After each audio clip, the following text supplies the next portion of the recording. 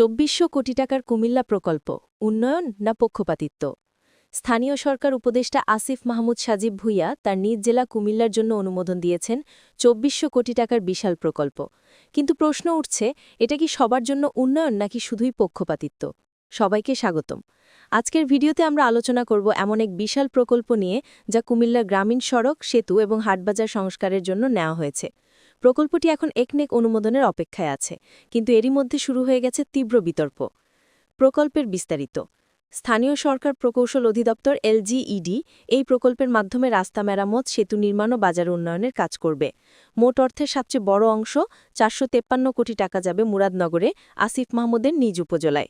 দ্বিতীয় সর্বোচ্চ বরাদ্দ ৩৩৮ কোটি টাকা যাবে দেবিদ্বারে, যা এনসিপির দক্ষিণ সমন্বয়ক হাসনাত আবদুল্লার এলাকা।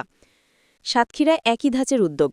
মন্ত্রিপরিষদ সচিব শেখ আব্দুর রশিদও তার নিজ জেলা সাতক্ষীরার জন্য নিয়েছেন ২১৯৮ কোটি টাকার প্রকল্প, যুক্তি দেখিয়েছেন দীর্ঘদিনের অবহেলার কথা। বিতর্কের মূল কথা। সমালোচকদের দাবি, দেশের অন্য জেলাগুলো যেমন কুড়িগ্রাম, যেখানে ৭০% রাস্তা খারাপ, সেখানে কোনো বড় প্রকল্প নেই। ট্রান্সপারেন্সি ইন্টারন্যাশনাল বাংলাদেশ বলছে এটা স্পষ্ট স্বার্থের সংঘাত, নিজের প্রভাব ব্যবহার করে তহবিল আনা।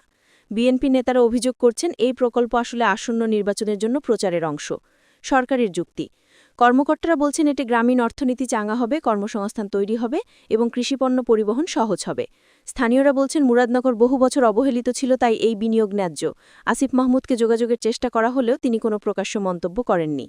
তাহলে প্রশ্ন থেকে যায়, এটা কি সত্যিকারের উন্নয়নের জন্য নেওয়া পদক্ষেপ নাকি নির্বাচনের আগে রাজনৈতিক পক্ষপাতিত্ব? যখন দেশের বাজেট সংকুচিত আর অনেক জেলার রাস্তা এখনও চলাচল অযোগ্য, তখন এই সিদ্ধান্ত কি সবার প্রতি ন্যায্য? আপনারা কি ভাবছেন?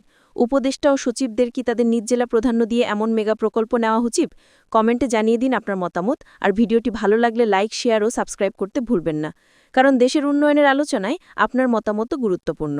উন্নয়ন নাকি পক্ষপাতিত্ব? আপনার মতামত দিন।